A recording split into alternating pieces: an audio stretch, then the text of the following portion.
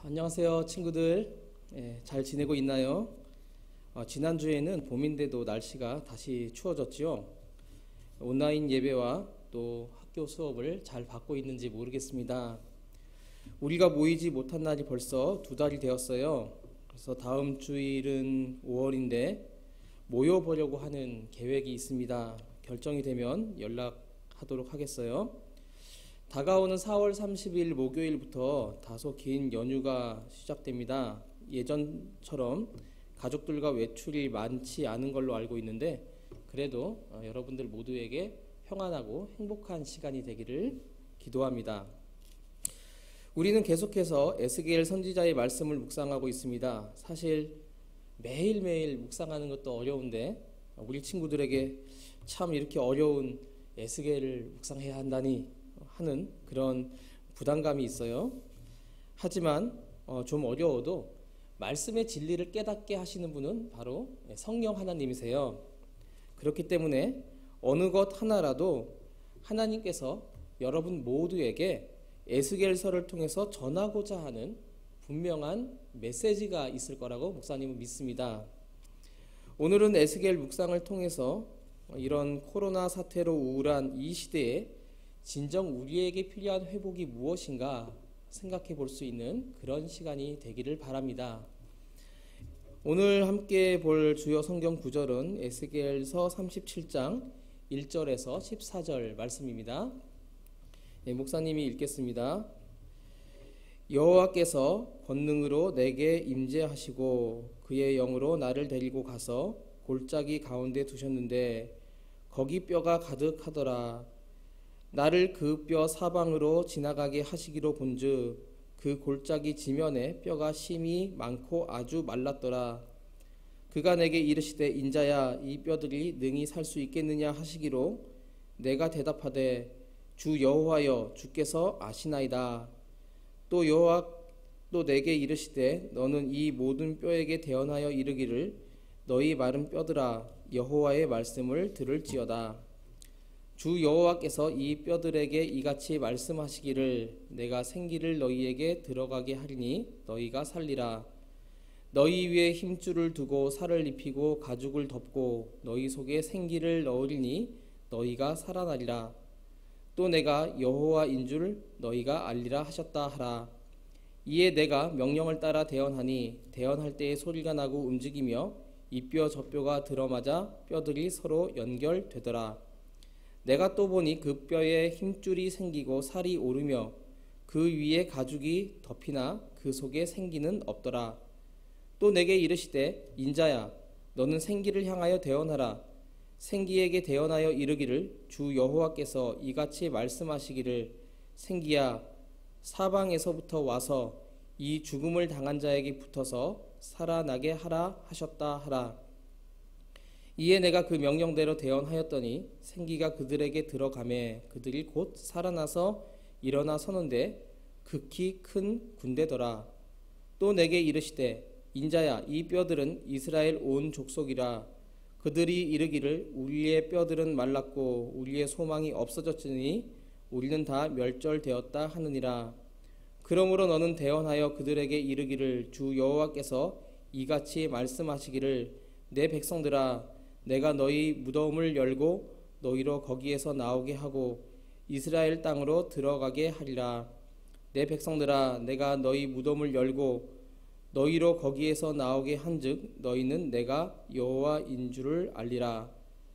내가 또 내 영을 너희 속에 두어 너희가 살아나게 하고 내가 또 너희를 너희 고국 땅에 두리니 나 여호와가 이 일을 말하고 이룬 줄을 너희가 알리라. 여호와의 말씀이니라. 아멘. 옆에 나라 일본은 지진이 종종 일어나는 나라로 유명합니다. 항상 크고 작은 지진이 있는데 목사님도 일본에서 한 2번 정도 작은 지진을 체험을 해봤어요. 느낌이 뭐랄까 마치 테마파크 에버랜드나 롯데월드 같은 데서 이런 흔들리는 놀이기구를 타는 그런 느낌이랄까요? 마치 땅 전체가 이제 배처럼 느껴지는 놀이기구처럼 느껴지는 그런 느낌이더라는 것이죠. 이미 그 나라 사람들은 그런 일들이 아주 좀 흔해서 작은 지진이 일어날 때는 지진이 오네, 그러니까 우리가 태풍이 부네 이러는 것처럼 그렇게 이야기들을 합니다. 하지만 정말로 큰 지진은 도시 전체를 폐허로 만들고 또 인명의 피해를 주기도 하죠.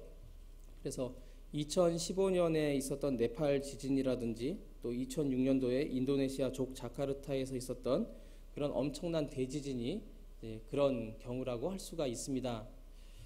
우리나라에는 그런 큰 규모의 지진은 없지만은 그에 못지않은 정말 이 심리적이고 정신적이고 사회적인 그런 지진이 있다라는 것이죠. 우리 사회의 단면을 정확하게 진단하고 보여주는 표현 중에 하나가 이 삶의 지진이라는 말이라고 합니다. 사람들의 삶을 돌아보면요, 이러저러한 삶의 지진이 끊임없이 일어나더라는 것입니다. 사업의 실패라든지, 그래서 가난하게 되고, 또 이렇게 어떤 인간관계의 이런 파괴, 가정의 어떤 그런 분열이 일어나게 되고, 또 우리 학생들은 어떤 진학의 실패가 끊임없이 있죠. 그리고 친구 사이라든지 또 어떤 부모님과 또 형제 간의 어떤 그런 갈등들, 이런 크고 작은 지진에 우리는 항상 노출되어 있다는 것입니다.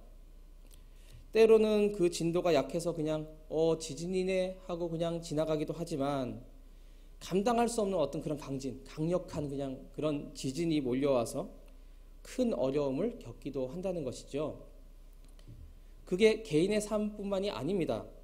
우리나라의 정치, 경제, 사회 어디를 둘러봐도 이러한 삶의 지진이 정말 끊일 날이 없더라는 것이죠. 요즘 코로나 바이러스가 전 세계를 뒤흔들어 놓는 그러한 삶의 지진입니다. 이 코로나 사태가 잠잠해져도 이 코로나 때문에 발생하는 어떤 그러한 사회적인 영향력 때문에 이제 코로나 사태 전후의 세상이 많이 바뀔 거라고 사회학자들, 미래학자들은 이렇게 예견을 하고 있어요. 그래서 비포 코로나, 코로나 이전 세대, 애프터 코로나, 코로나 이후 세대, 이런 용어가 생길 거라고 해요. 이렇게 정신적인 지진, 삶의 지진, 또 사회적, 가정적 지진이란 말을 쉽게 우리가 지나칠 수 없는 것은 오늘 성경 본문을 보면서 이것과 연관시키면서 우리가 의미 있는 묵상과 또 하나님의 메시지를 받을 수 있다는 것이죠. 오늘 본문은 에스겔이 참 어려운 책임에도 불구하고 우리 청소년들에게도 어떻게 보면 잘 알려져 있는 그런 내용이라고 할 수가 있습니다. 에스겔 골짜기에 마른 뼈가 가득한 환상을 보게 되는데, 여러분들 찬양 중에 에스겔의 환상처럼 마른 뼈가 살아나고 그런 가사 들어본 적 있잖아요. 바로 그 찬양 가사가 이제 이 부분의 말씀을 가지고 와서 이제 거기에 이제 어떤 가사로 적은 그런 찬양이라고 할 수가 있는데, 본문에서 에스겔이 말하는 마른 뼈는 사실 이 당시 바벨론의 포로로 잡혀와 있는 이스라엘 백성이었던 것이죠. 나라를 잃고 포로로 끌려가서 참 혹독한 현실을 살아야 하는, 노예로 살아야 되는 이스라엘 백성들을, 자신들을 11절에서 이렇게 고백합니다. 우리의 뼈들은 말랐고 또 우리의 소망이 없어졌으니 우리는 다 멸절되었다. 사람들의 어떤 뼈만 이렇게 모아놓은 그 무덤 전시장이 있어요. 박물관. 그것은 캄보디아에 있는 킬링필드 박물관이라는 곳인데, 킬링필드라는 것은 1975년 캄보디아 공산주의 무장단체였던 크메르 루즈라는 공산주의 정권이 1979년까지 노동자와 농민의 어떤 유토피아를 건설한다, 좋은 세상을 만들겠다는 그런 명분으로 최대 200만 명에 이르는 지식인과 부유층을 학살한 사건이에요. 많이 배웠다고 부자라고 다 나쁜 사람이 아니잖아요. 그렇게 막 무자비한 학살을 했다는 거예요. 우리 선교팀도 몇 년 전에 캄보디아를 다녀왔지만 이 킬링필드 박물관에 가면요, 죽은 사람의 해골과 뼈들이 산처럼 쌓여 있어요. PPT를 좀 볼까요? 저렇게 이제 해골과 뼈들이 있죠. 자, 이렇게 뼈가 막 쌓여 있는 거 저게 다 뼈예요. 예, 사람의 뼈입니다. 자, 이렇게 해골을 죽은 사람의 해골을 저렇게 이렇게 모셔놨어요. 자, 이렇게 돼 있죠. 예, 예, 되어 있습니다. 자, 저는 오늘 이 에스겔의 본문을 접할 때마다 이 킬링필드 박물관이 떠올라요. 에스겔 선지서에 나오는 마른 뼈의 골짜기가 바로 여기구나라는 그런 마음이 들었어요. 유명한 작가 어니스트 해밍웨이의 노인과 바다라는 이 소설을 읽어본 친구들은 알겠지만은 그 노인이 잡은 물고기가 항구에 딱 도착했을 때 그 물고기들이 가만히 있었나요? 모든 살점이 그냥 상어들이 다 그냥 뜯어 먹어가지고 앙상하게 그냥 그렇게 힘들게 고기 잡았는데 뼈만 앙상하게 남아있죠. 죽을 힘을 다해서 일했는데 남아있는 것은 그냥 마른 뼈밖에 없었어요. 자, 이런 경우는 뭡니까? 사람의 노력이 얼마나 부질없고 허탄한 것인가, 이런 인생의 단면을 보여주는 그런 내용이죠. 마른 뼈는 하나님의 생기가 없다는 것을 상징합니다. 뼈만 남았어 라는 것은 아무것도 없다는 거예요. 이스라엘 백성은 예루살렘을 강타한 지진과도 같은 그러한 전쟁의 참상, 그리고 이스라엘 전역을 뒤엎은 정말 쓰나미 같은 그러한 그 망국, 멸망으로 인해서 많은 사람들이 바벨론으로 포로로 잡혀갔어요. 그리고 그것 때문에 그들의 모습과 영혼도 정말 피골이 상접한 마른 뼈의 상태가 됐던 것입니다. 이 마른 뼈 골짜기는 아무리 눈물을 흘려도 그 눈물의 흔적조차 삼켜버리는 메마르고 메마른 절망의 사막이었던 것이죠. 에스겔이 보는 환상의 모습을 상상할 때면 또 에드바르 뭉크라는 화가가 그린 절규라는 그런 그림이 떠올라요. PPT를 한번 볼까요? 저 그림 우리 미술책에 많이 나와 있죠. 저기 이제 제목이 절규예요. 에드바르 뭉크라는 화가.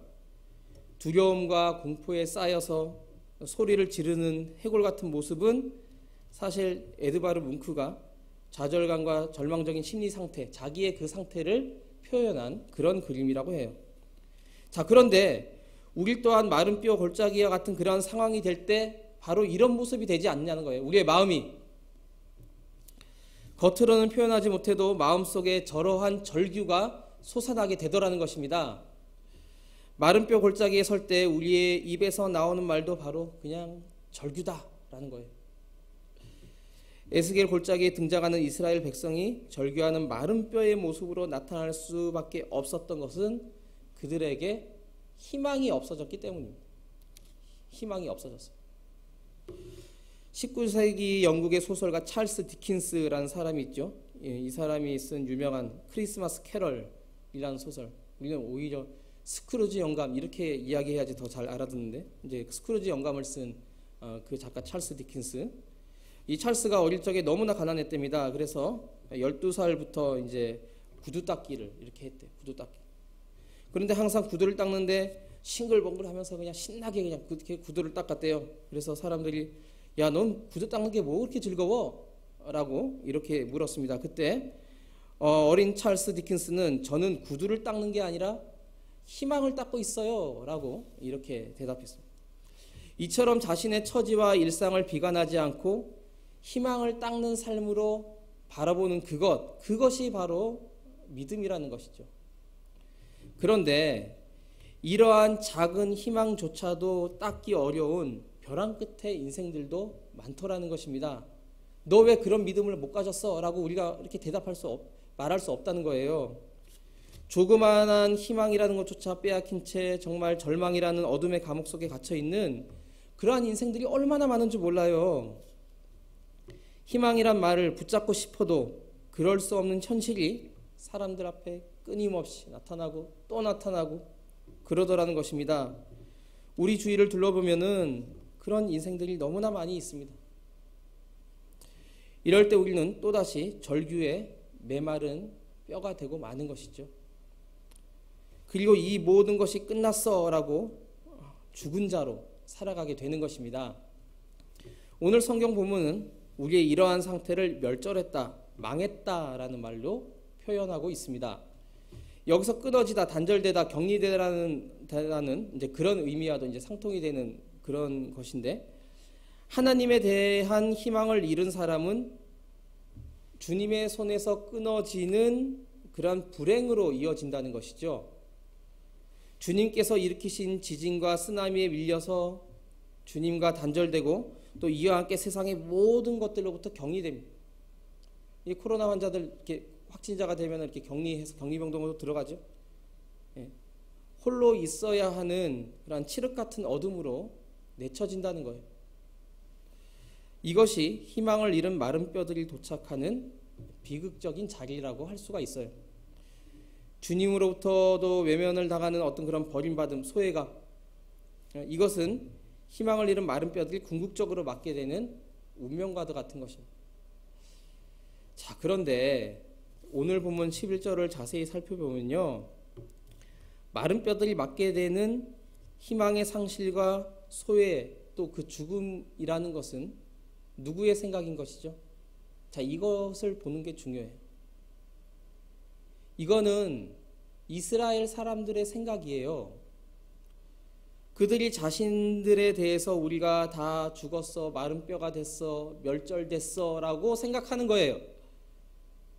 정말로 중요한 것은 그것이 하나님의 생각이 아니라는 것입니다. 해골로 남아있는 것이 하나님의 계획이 아니라는 것입니다. 단지 인간이 이제 그래 다 끝났어 라고 그렇게 생각했을 뿐이라는 겁니다. 에스겔은 인간의 생각과 하나님의 생각 사이의 차이를 분명하게 말하고 있어요. 하나님의 생각이 절망적인 생각에 사로잡혀 있는 인간의 생각과 다르다는 것을 예고합니다. 자, 이것은 에스겔 선지자의 아주 독특한 어법이에요. 그래서 11절과 12절을 쉽게 번역하면 다음과 같이 말할 수 있어요. 잘 들어보세요. 이스라엘 백성은 이렇게 생각하는구나. 그러므로 너는 다음과 같은 나의 생각을 전해라. 이스라엘 백성들은 이렇게 생각하는구나. 그러나 나의 생각은 달라. 그래서 너는 다음과 같은 나의 생각을 백성들에게 전해라. 그렇다면 자신들을 피골이 상접하고 희망을 잃고 고독한 죽음의 그런 존재로 보는 이스라엘 백성의 그 생각과는 달리 하나님께서는 그들의 현실을 어떻게 보신다는 것입니까? 자, 그것은 그들이 무덤 속의 죽음의 존재가 아니라 무덤을 열고 나오는 살아있는 존재로 보신다는 거예요. 이를 위해 하나님께서는 에스겔을 통해서 마른 뼈들에게 이렇게 말씀하십니다. 12절에 이르죠. 내 백성들아, 내가 너희의 무덤을 열고 거기서 나오게 하겠다. 4절에서 6절 말씀을 보면 너희 마른 뼈들아, 너희는 나의 말을 들어라. 내가 너희에게 힘줄이 뻗치게 하고 또 너희에게 살을 입히고 또 너희를 살갗으로 덮고 너희에게 생기를 불어넣어서 너희가 다시 살아나게 하겠다. 이런 의지를 하나님께서 보여주시는 것이죠. 자, 우리의 인간의 생각은 어떻습니까? 이런 마른 뼈와 같은 삶을 사는 내게 다시 살아날 수 있을까? 우리는 살아날 수 없어 라고 생각하는 겁니다. 그런데 그 대답은 하나님 입장에서는 아니라는 거예요. 하나님의 생각은 다릅니다. 자신의 뼈가 마르고 희망이 사라지고 망했다는 것을 직시하는 자들에게 하나님께서는 아니야, 너는 다시 살아날 거야 라고 말하는 거예요. 무덤에 묻혀있는 뼈들을 일으켜 형체를 갖게 하고 힘줄로 연결하고 그 위에 살을 입히고 살갗으로 덮은 뒤에 생기를 불어넣어서 살아있는 존재로 만들어 주신다는 것입니다. 여기서 또 안 그치죠. 모든 고통과 소외에서 벗어나서 원래 있어야 하는 그 자리로, 그 땅으로 인도해 주시겠다라고 약속하신 거예요. 자, 가만히 좀 상상을 해볼 수 있길 바라요. 이 묵상은 이런 상상이 중요해요. 무덤이 열리고 누워있는 뼈들이 다시금 힘줄로 모이는, 이어지는 그 모습을 한번 그려보세요. 골짜기 여기저기 흩어져 있는 마른 뼈들이, 아까 그 사진 봤죠? 각자 있어야 하는 위치로 그냥 누구 뼈인지도 모르는데 그냥 알아서 그냥 탁탁탁탁 서로 부딪히는 소리를 한번 들어보세요. 딸그닥 딸그닥 뼈가 어떻게 이렇게 저렇게 움직이지? 그 위로 살아오르고 살갗이 덮이는 그런 살갗이 점점 해골 위에 살갗이 덮이는 그 모습을 떠올려 보시길 바랍니다. 그리고 마지막으로 하나님께서 그 다시 살아난 몸에 생기를 확 불어넣으시는 그 장면을 유심히 떠올려 보는 것입니다. 그렇게 살아난 존재가 누구입니까? 에스겔의 마른 뼈 골짜기에서 새롭게 살아난 그 존재는 누구입니까? 바로 여러분과 저예요. 주님이 살리신 사람이 누구라고요? 나야 나! 라고 이게 자신감 있게 대답할 수 있게 되는 것이죠. 방금까지도 마른 뼈에 불과했던 존재, 희망을 잃어버린 존재, 소외라는 단절의 그 죽음을 겪고 있다고 생각하는 나라는 존재가 이제는 하나님에 의해서 새로운 피조물로 창조된 은총의 존재, 은혜의 증거가 됐다는 것입니다. 코로나 때문에 공부도 제대로 못하고 교회도 못 가고 농구, 축구 뭐 재미있는 거 다 못하고 친구도 못 만나고 이거 풀리는 게 하나도 없네. 올해 계획 그냥 2020년 다 끝장이야. 이런 마음이 들지 않았습니까? 하지만 나의 끝은 하나님의 시작이다. 마음속으로 외쳐보세요. 나의 마지막은 하나님의 시작이다. 내가 죽은 존재라는 걸 깨닫는 그 순간이 하나님께서 나를 살리시기 위해서 하나님의 큰 손을 펼치시는 바로 그 순간입니다. 내가 마른 뼈에 불과한 존재라는 불편한 진실을 가슴 아프게 받아들이는 그때가 하나님께서 내 뼈들을 다시 맞추고 힘줄로 이어주고 살을 붙이고 살갗으로 덮고 생기를 불어넣으시는 창조의 사역을 시작하시는 바로 그 순간이라는 것입니다. 어떤 친구는 얘기합니다. 뼈라고요? 저는 살밖에 없어요. 다 살인데. 그렇게 생각할 수도 있어요. 진짜 그런 친구들 많죠. 그런데 내가 뼈다귀밖에 없습니다라는 이 고백은 나는 주님 없이는 아무것도 아닙니다 라는 뜻이에요. 그러면 어떻게 되죠? 반대로 한번 생각해 보세요. 주님이 있으면 나는 강한 군사가 되는 거예요. 멋진 사람이 되는 거예요. 바로 그런 뜻입니다. 나에게서 모든 희망이 사라졌다며 절망의 눈물을 흘릴 때가 하나님께서 우리의 눈물을 닦아주시고 희망으로 우리를 일어나게 하시는 바로 그 순간이라는 것입니다. 이제 마지막이라면서 죽음의 골짜기를 지나갈 때가 하나님께서 우리를 뒤덮고 있는 온갖 어둠의 무덤에서 우리를 생명의 세상으로 다시 일으켜 세우시고 불러주시는 바로 그 순간입니다. 따라서 에스겔의 마른 뼈 골짜기는 우리가 피해가야 할 곳이 아니에요. 인생을 살면서 저런 상황은 처하지 말아야 돼. 그런 것이 아니에요. 오히려 당당하게 그 골짜기로 들어가죠. 그리고 나에게서 희망을 뺏어간 것이 누구며 무엇인지 바라봐야 돼요. 나를 모든 것으로부터 단절시키는 어둠의 그림자가 무엇인지 깊이 묵상해 봐야 됩니다. 그리고 이러한 자기 성찰의 여정 속에서 우리는 우리에게 생명의 기운을 불어넣어 주시는 살아계신 하나님을 만날 수 있기를 바랍니다.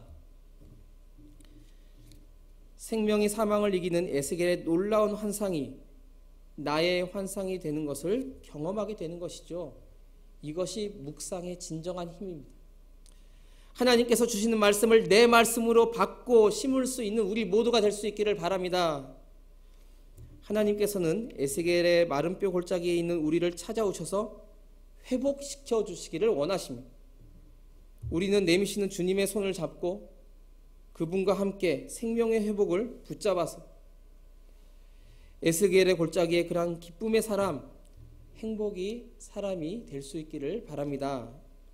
이렇게 지진과 같은 재난과 또 전염병으로 인해서 마른 뼈와 같이 되어버린 우리의 상황 속에서 살아계신 주님을 초청하고 또 회복을 간구하는 여러분과 제가 될 수 있기를 주님의 이름으로 축원합니다. 함께 기도하겠습니다. 기도하실 때 하나님의 크신 그 생명력을 신뢰하면서 마른 뼈와 같은 우리의 상황 속에서 각자가 다를 수 있어요. 코로나 전염병은 지금 다 퍼져 있는 그건 거지만 우리의 그런 각자의 그 상황, 뭔가 좀 부족한 그 상황, 어려운 그 상황 속에서 다시 살아나는 희망 가운데 있게 해주세요. 에스겔의 그 환상이 우리의 비전이 되게 해주세요. 기도하시길 바랍니다. 또 하나님의 치유의 능력을 이 땅에 베풀어 주셔서 코로나19 전염병이 사라지고 하나님의 생명력이 충만한 세상이 되기를 원합니다. 또 이 사태를 통해서 우리가 더욱 하나님과 가까워지기를 원합니다. 온라인 예배와 학교 수업 가운데 주님께서 임재해 주시고 또 지도해 주시고 어려움 가운데서도 감사함으로 주님의 회복을 믿고 기도하기를 소망합니다. 라는 그러한 마음으로 함께 기도하겠습니다.